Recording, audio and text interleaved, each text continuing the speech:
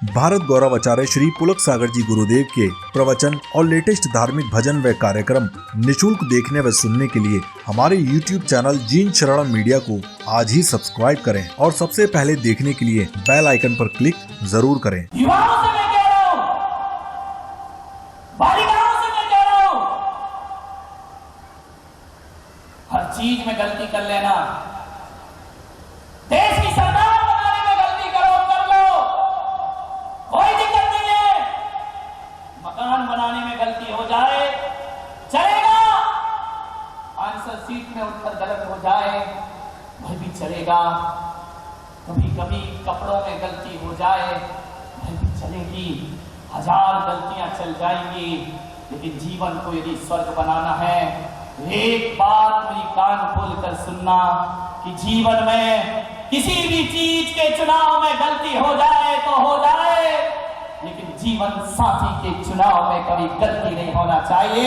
ऐसा जीवन साथी चुनिए जिसके पास केवल सुंदर रूप ही ना हो।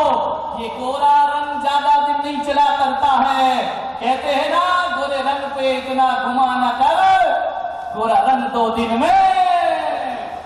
एक बताइए, ये गोरा रंग कितने दिन अच्छा लगता है? ये सुंदर स्त्री कितने दिन अच्छी लगती है? सुंदर सामान कितने दिन अच्छा लगता है? एक बहुत सुंदर घर में चीज ले आओ, 2-4 दिन अच्छी लगेगी, ज्यादा से ज्यादा साल भर अच्छी लगेगी। इसके पास तो सौंदर्य की XY डेट आ ही जाती है। उसके बाद भी कोई सुंदर कहे तो समझना इसको पॉइजन हो गया है। ध्यान रखिए, विचार करना है आपको। गोरा रंग ज्यादा दिन सुंदर नहीं लगता है, बार बार देखोगे मन उब जाएगा। अरे बोलो ना यार, उब जाता है कि नहीं? कर्मचारी से कहलवा रहे हो, ज्यादा दिन अच्छा नहीं लगता है गोरा रंग। रुपया पैसा कितने दिन की शान देगा? साल भर 6 महीने करोड़पति के घर भी बेटी चली जाए तो कोई जरूरी थोड़ी है कि वो पैसा उसे जिंदगी भर सुख देता रहेगा। एक बात ध्यान रखना, जीवन साथी बड़ा सोच समझ के चुनना, क्योंकि जीवन के अधिकांश सुख दुख पदार्थ और रुपए पैसे और सौंदर्य से नहीं, बल्कि जीवन साथी के साथ सुख दुखों का निर्वहन होता है। जीवन नरक तभी बनता है जब जीवन साथी गलत आ जाया करता है, जब उससे हमारे विचार मिलना बंद हो जाते हैं। पैसों की भी ढेर लगा दो तो कितना भी सौंदर्य हो, यदि सुंदर से सुंदर स्त्री भी बदतमीजी से बात करेगी तो उसके सौंदर्य की 2 कौड़ी भी कीमत नहीं रहा करती है। यदि पैसे वाला भी अदब से बात नहीं करेगा, उसके पैसों का कोई मूल्य नहीं हुआ करता है। जीवन साथी का चयन बड़ी सावधानी से करें। ऐसा जीवन साथी होना चाहिए जिसका रूप सुंदर हो या ना हो, उसके विचार बहुत सुंदर होना चाहिए, उसका व्यवहार बहुत सुंदर होना चाहिए, उसके आचरण बहुत सुंदर होना चाहिए। जीवन में जहर घोल लोगे यदि गलत जीवन साथी मिल गया, ध्यान रखना। बहुत बड़ा सबूत दे रहा हूं, हरे दुनिया की समस्याएं तो निपटाई जा सकती हैं, लेकिन घर की समस्याओं को निपटाना बहुत कठिन काम हुआ करता है। इसलिए आज से निवेदन कह रहा हूं, आज से मेरा विनम्रता पूर्वक निवेदन है, जीवन साथ जिनके चुन गए हैं वो तो फंसे रहो। मैं तो उनके लिए प्रवचन कर रहा हूं जो लाइन में लगे हैं। ध्यान रखिए, जीवन साथी बहुत अच्छा है। और ये जो जिनके चुन लिए हैं जीवन साथी, आज वो सिर हिला रहे महाराज के हैं तो सही रहे हो, हम भी यही भुगत रहे हैं अपने घर में। ध्यान रखिए, अच्छा जीवन साथी। और जिनने चुन लिया है अब कैंसिल तो हो नहीं सकता, समझ में? तत्काल की टिकट है, पैसा नहीं मिलेगा वापस। जिनने चुन लिया है मैं उनसे निवेदन करता हूं, याद एक बात मुझे बता दीजिए, दोस्ती को जिंदा रखना है तो क्या करना पड़ेगा?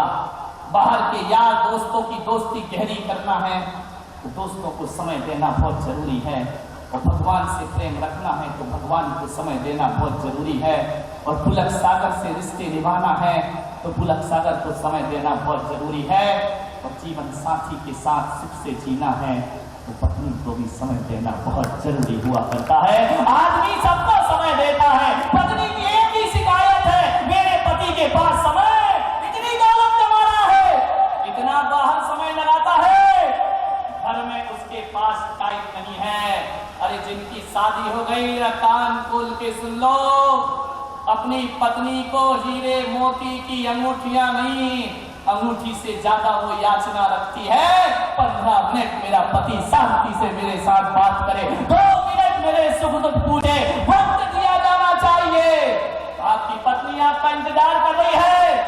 आदमी घर में ऐसे आता है, एक वकील ऐसे आता है, आते ही साथ अपना बैग फेंकता है, पत्नी से ऐसे पेश आता है जैसे किसी क्लाइंट से बात कर रहा हो। ध्यान रखिए, एक डॉक्टर ऐसे बात करता है जैसे किसी पेशेंट से बात कर रहा हो, एक व्यापारी ऐसे पेश आता है पत्नी से जैसे किसी ग्राहक से बात कर रहा हो। अरे मेरे भाई, मैं डॉक्टरों से निवेदन करूंगा, वकील से निवेदन करूंगा, उद्योगपति से निवेदन करूंगा कि जो भी तुम्हारा पेशा है ना, घर में प्रवेश करते ही अपनी डॉक्टरी, अपनी वकालत, अपनी व्यापारगिरी, अपनी साहूकारी वहीं उतार दिया करो जहां चप्पल और जूते उतारा करते हो।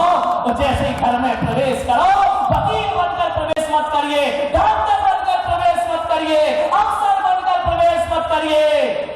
घर में कोई क्लाइंट तुम्हारा इंतजार नहीं कर रहा, घर में कोई नौकर तुम्हारा इंतजार नहीं कर रहा है, घर में कोई पेशेंट इंतजार नहीं कर रहा है, घर में इंतजार कर रही है तुम्हारी पत्नी, घर में इंतजार कर रही है एक बच्चे की माँ, घर में इंतजार कर रही है एक सुखद जीवन देने वाली एक देवी तुम्हारा इंतजार कर। ध्यान रखिए, थोड़ा सा समय पत्नियों को दे दिया।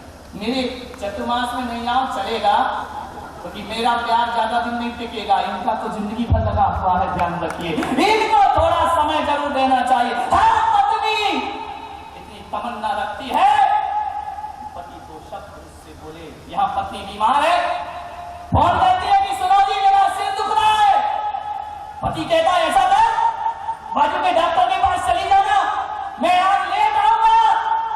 अब एक तो सिर दुख रहा था, दूसरा सिर दर्द और दे दिया कि मैं आज, सोचिए, आप विचार करिए, ऐसा कर, बाजू वाली जो आंटी है ना, उनके साथ जाकर के डॉक्टर को दिखा के आ जाना। पत्नी बेचारी हताश हो जाती है।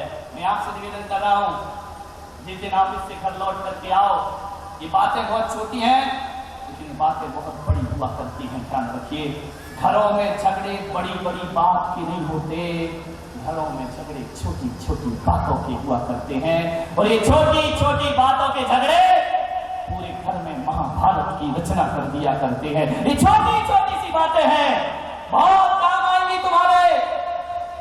काश तुम ऑफिस से आते और देखते कि पत्नी पलंग पर लेटी है, जाकर के उसके सिर पर हाथ रख देते 2 मिनट कि बोल तुझे क्या हुआ है। ध्यान रखना, आपका रखा हुआ हाथ आप माथे पर हाथ रखते, पत्नी की आंखों से आंसू निकलवाते। इसलिए नहीं कि तुमने मेरे सिर पर हाथ रखा है, इसलिए इतनी मेहनत और व्यस्त होने के बाद भी तुमने मेरा ध्यान रखा है, इसलिए मेरी आंखों में आंसू की धारा। ये संवेदनाएं हैं, ये भावनाएं हैं, इन भावनाओं को समझने का थोड़ा सा प्रयास करिए। और आप कहते कि चल खाना बाद में बनाना, चल बैठ स्कूटर पर, सबसे पहले मैं तुझे डॉक्टर से दिखाऊंगा, उसके बाद बैठ करके यहाँ पर भोजन बनेगा, भोजन किया जाएगा। बोलो, वो पति पत्नी जो घर में ऐसे रहेंगे, बोलो क्या वो तलाक के कागज पर साइन कर पाएंगे या नहीं कर पाएंगे।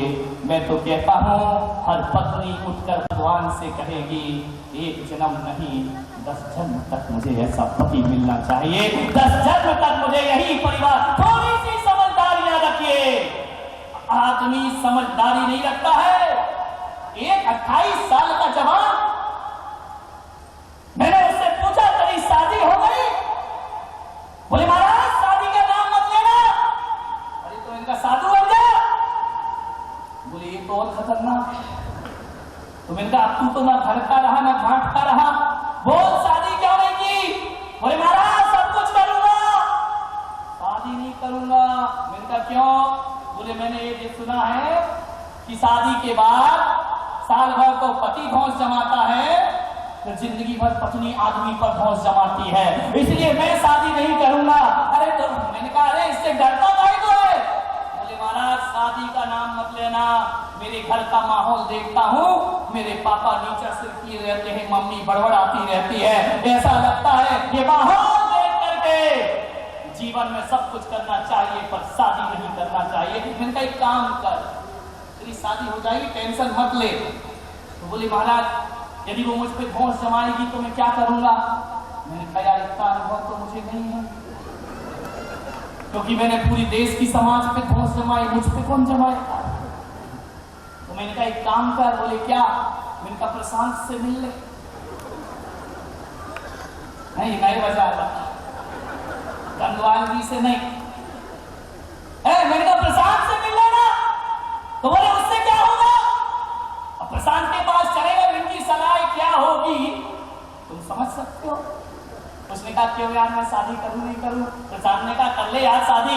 बोले यार पत्नी धौंस जमाएगी। तो बोले पागल है क्या, पहली बार से तू धौंस जमाना शुरू कर देना और इतनी अकड़ के बात करना छाती चौड़ी करके कि उसकी हिम्मत ना हो तो इसे जवाब देने की।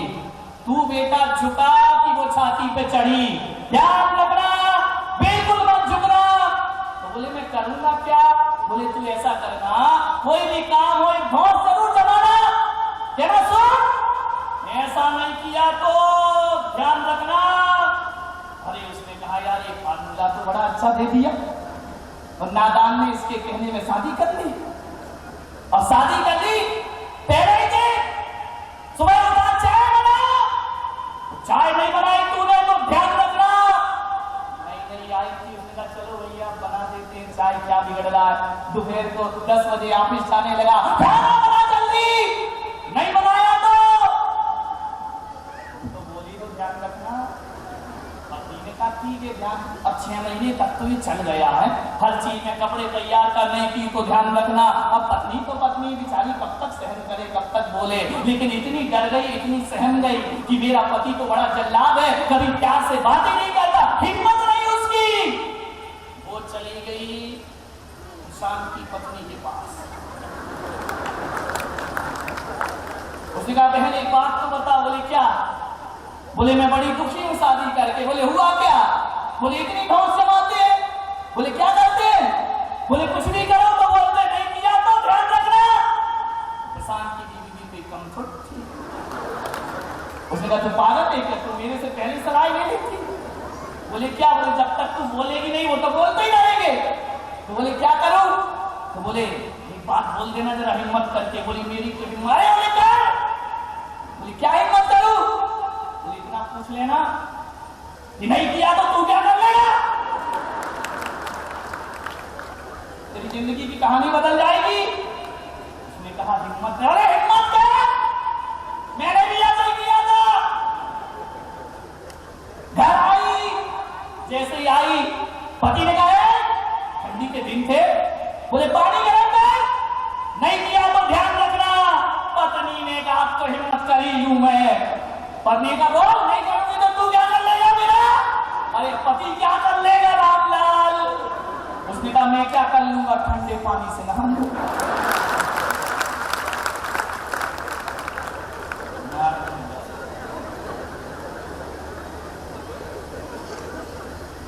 अब पति इसके अलावा कर भी क्या सकता है? विचार करो मान्यवर। कहने का मतलब मेरा इतना है, इस तरह से रिश्ते नहीं निभते हैं कि पति कहे कि पत्नी मेरे अंडर में रहे और पत्नी कहे कि पति मेरे अंडर में रहे। हर एक दूसरे पर अधिकार मत जमाओ, अरे प्रेम की बरसात में जियो, तुम्हारे जीवन में खुशियों के फूल खिलने में ज्यादा देर नहीं है। क्यों एक दूसरे पर अधिकार जमाते हो? क्या कहते हो कि वो मेरे अनुसार चले, मैं उसके अनुसार चलूं? नहीं मेरे भाई, जिसके जो कर्तव्य है अपने अपने कर्तव्य के अनुसार चले। महिलाएं जिद करना छोड़ दें और आदमी गुस्सा करना छोड़ दे, उसी दिन घर को मंदिर बनने में ज्यादा देर नहीं। बात बात पर आदमी गुस्सा करता है, दोस्तों के सामने प्रेम से बात करता है, पत्नी से बड़े अकड़ के बैठ छाती चौड़ी करके बात करता है। छाती ज्यादा चौड़ी मत करो, दुनिया में कोई चीज झुकाने वाला भी मिल जाया करता है। मान्यवर, प्रेम से अपना जीवन गुजारने का प्रयास करिए। घर को मंदिर बनाना तुम्हारी बहुत बड़ी जिम्मेदारी है। एक परिवार था जिसमें 6 बहुएं थी, एक साथ में और आ गई, कलह शुरू हो गई, लड़ाई शुरू हो गई। 7 बहुएं, घर का काम कौन करे? मैं भी रानी, तू भी रानी, कौन भरेगा? हर कोई बड़े घर की आई, बोले मैं काय को करूं, मैं काय को करूं। सास समझदार थी, सास ने कहा एक काम करो, बड़ी बहू संडे को काम करेगी, दूसरे नंबर की मंडे को करेगी, तीसरे नंबर की ट्यूसडे को करेगी। 7 बार में एक की ड्यूटी लगा दी। अब दुर्घटना ये घटी कि सास ने सोचा कि एक करेंगी तो घर में झगड़े नहीं होंगे। अब दिक्कत ये हो गई कि मान लो संडे को बड़ी बहू बीमार हो गई तो मंडे वाली तो कहेगी मैं काय को बनाऊं, आज मेरा दिन ही नहीं है, जिसका दिन है वो खाना बनाएगी। बड़ी गड़बड़ हो गई। ये 7वीं बहू और आ गई। 7वीं बहू नई थी, नई आई थी। सवेरे उठते 7-6 बजे उठ करके रसोई घर में गई, चाय बनाने लगी, नाश्ता बनाने लगी। सासू ने देखा, उठकर आई अपने कमरे से, अरे बहू ये क्या करती है तू? 6 बहुओं के 6 दिन फिक्स है, लास्ट का जो दिन है वो तेरा है। तू सुबह से उठ चाय बना रही है, नाश्ता बना रही है। अरे मोहल्ले वाले क्या कहेंगे कि नई बहू पर बड़ा जुल्म कर रही है। अरे ऐसा मत कर, मेरी इज्जत का ख्याल रख। तो बहू ने कहा माँ मैं इज्जत का ही तो ख्याल रख रही हूँ। बोले क्या ख्याल रख रही है? अरे तू कल शादी होकर आई, आज नाश्ता बनाएगी, लोग क्या कहेंगे? बोले लोग कुछ कहें या ना कहें, मेरे गुरु पुलक सागर ने मुझसे जरूर कुछ कहा है और मैं लोगों के कहने में नहीं जिया करती हूँ। मैंने पिछले चातुर्मास में उनसे जो शिक्षा प्राप्त की है वह मैं करूंगी। बोले कैसे, क्या करेगी? बोले माँ ये बताओ, तुम रोज मंदिर जाती हो, रोज पूजा पाठ करती हो, एक बात बताओ माँ, भूखे को भोजन देना पुण्य होता है या पाप हुआ करता है? सास ने समझा कि भूखे को भोजन देना ये तो नास्तिक भी कह देगा कि पुण्य हुआ करता है। उस बहू ने कहा माँ ये बताओ, शास्त्र की किस पंक्ति में लिखा है कि पड़ोसी भूखा हो उसे देना पुण्य है, अपने घर के भूखे हो उन्हें भोजन देना पुण्य नहीं। माँ जब इस घर में रात में कोई नहीं खाता है तो एक बार सोच, जो 12 घंटे से भूखे हैं उन्हें भोजन देना पुण्य होगा या पाप होगा? इसलिए सुबह का नाश्ता मैं बनाऊंगी, सुबह का भोजन मैं बनाऊंगी। माँ तुमसे निवेदन है, इस पुण्य कर्म को करने के लिए मुझे आशीर्वाद प्रदान करिए। सास ने सोचा ये तो मैंने कभी सोचा ही नहीं। आप बोलिए क्या भिखारी को रोटी देना ही पुण्य है? क्या घर के अच्छे लोगों को देना पुण्य नहीं है? अरे घर के भूखों को भोजन कराना भी पुण्य। मंदिर बनाओ घर को, मंदिर बनाने की प्रक्रिया बता रहा हूं। सास ने सोचा बहू तूने मेरी आंखें खोल दी, भूखे को भोजन देना तो पुण्य है, तो क्या ये पुण्य में सप्ताह में एक दिन कमाऊंगी? नहीं बेटा, कल से मैं भी भोजन बनाऊंगी और अपन दोनों मिलकर के ये पुण्य घर को मंदिर बनाना है। एक बहू 16 कारण 10 लक्षण व्रत करके मंदिर को मंदिर बना सकती है, लेकिन घर को मंदिर बनाना बहुत कठिन काम हुआ करता है। ध्यान रखिए, ये मंदिर की बातें घर में चलना चाहिए। थोड़ी देर बाद क्या देखते हैं, 6 बहुओं ने सुना अरे भूखे को भोजन देना पुण्य है, तो ये पुण्य की अधिकारी क्या ये दोनों ही है? चलो कल से हम भी साथ में भोजन बनाएंगे और ये पुण्य मिलकर के कमाएंगे। कहा जाता है कि अकेले पुण्य का फल अलग होता है और सामूहिक पुण्य का फल अलग हुआ करता है। सामूहिक पुण्य करेंगे। बहू उठी, झाड़ू लगाने लगी। सासू ने कहा देखा तू ज्यादा मत कर, ये झाड़ू तू लगाएगी नहीं बहू। उसने कहा माँ मेरे गुरुजी ने समझाया है कि मंदिर में झाड़ू लगाना किसी पूजा से कम नहीं हुआ करता है। एक सड़क पर झाड़ू लगाई जाए तो वह नौकरी कहलाती है, और मंदिर में झाड़ू लगाओ तो पूजा कहलाया करती है। ये पूजा के संस्कार मेरे गुरुदेव ने दिए हैं। तो सास ने कहा फिर जा मंदिर में झाड़ू लगा। बोले माँ, गुरुजी ने ये समझाया है कि मंदिर का मंदिर बाद में है, घर भी एक प्रेम का मंदिर है। इसमें झाड़ू लगाओगे, बुहारी लगाओगे, पुण्य का बंद होगा। सास ने कहा ठीक है, आज से नौकरानी बंद। जिस घर में 7 बहुएं हो, नौकरानी की जरूरत है? विचार करिए। बोले बंद, आज से झाड़ू मैं लगाऊंगी। कपड़े धोए बहू ने। सास ने कहा ये कपड़े क्यों धो रही है? बोले महाराज ने कहा है कि भगवान की प्रतिमा का अभिषेक करो तो पुण्य लगता है, भगवान के मंदिर की सफाई करो तो पुण्य लगता है, तो घर की सफाई करो तो महापुण्य लगता है। इसलिए मैं घर के काम भी नहीं करूंगी। पानी लेने चली गई पगघट पर। सास नीचे दौड़ी, पगली घर के अंदर तो चल गया, बाहर पानी लेने दौड़ रही है। बोले हाँ, मेरे गुरुदेव ने कहा है कि लोग बात तो संस्था बना के चंदा चिट्ठा इकट्ठा करके चौराहे पर प्याऊ खोला करते हैं और पुण्य माना करते हैं। मैं घर में प्याऊ खोल रही हूँ और पुण्य का संचय कर रही हूँ। धर्म केवल बाहर नहीं होता मेरे भाई, धर्म की शुरुआत तो घर से हुआ करती है। क्योंकि मेरा विश्वास है घर से बनता है परिवार, परिवार से बनता है समाज, समाज से बनता है राष्ट्र, और राष्ट्र से बनता है विश्व। लोग देश सुधार की बात करते हैं, लोग कहते हैं कि समाज का सुधार करो। समाज कहां से बनता है? समाज हमारे परिवार से बनता है। ध्यान रखिए, परिवार का सुधार भी समाज का सुधार हुआ करता है। इतने बड़े बड़े ग्रुप बना लेते हैं, मंडल बना लेते हैं, संस्था बना लेते हैं, समाज सुधार की बातें करते हैं। घर तुम्हारा नरक के समान हुआ करता है।